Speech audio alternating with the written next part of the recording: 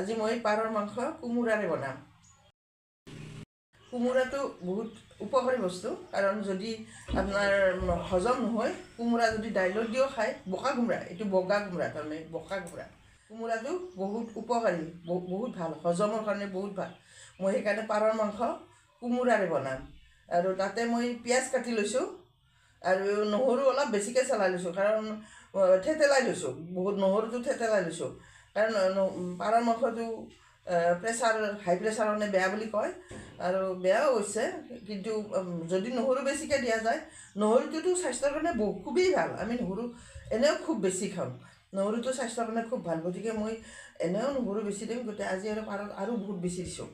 তাৰপিছত এতিয়া আদা থেতেলাই লৈছোঁ, অকণমান আদা বেছি নিদিওঁ, আৰু ধনিয়া পাতখিনি লাষ্টত চেণ্টৰ কাৰণে দি দিম, আৰু তেজপাতটো এই চম্ভাৰ মাৰতে এই গণপাতটো তেলত দি দিম, আৰু জলকীয়াটো আধা হ'লে দি দিম, এইটো কৰ্দৈ জলকীয়া, জলকীয়াটো আধা হ'লে দি দিম। আপোনালোকে ভিডিঅ'টো চাব, আৰু মই কেনেকৈ বনাওঁ বনাই দেখুৱাই দিম, বনোৱা পদ্ধতিটো চাব। বলক এতিয়া পাকঘৰলৈ যাওঁ।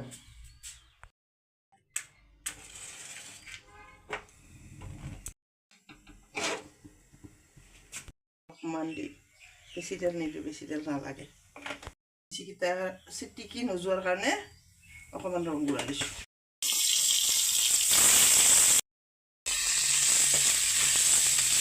তেজপাতটো দিম,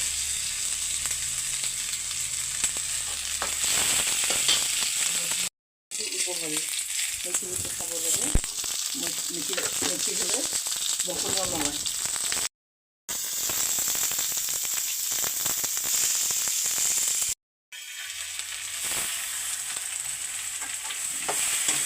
নহৰুটো ভাজতে নিদিলে গোন্ধ ওলায়, মিঠা গোন্ধ ওলায়, এতিয়া আৰু ভাজতে দিব লাগে। এতিয়া মই মাংসটো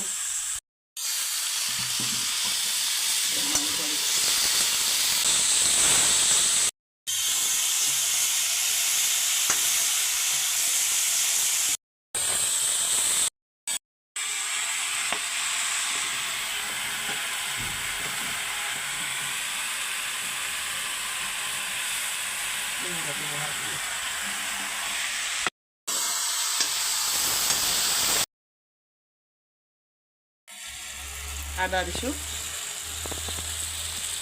আদা দিলোঁ, জলকীয়া, কৰ্দৈ জলকীয়াটো দিছোঁ, এতিয়া অকণমান পানী দিছোঁ, অলপ জোল বনাওঁ।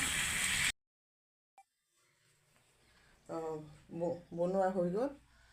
এইটো চালাড বনাইছোঁ, চালাড আছে, এইটো বাঁহৰ গজা আৰু জলকীয়া ভাজিছোঁ, তাৰপিছত এইটো পাপৰ, আৰু এইটো ভাত, আমি এতিয়া খাম।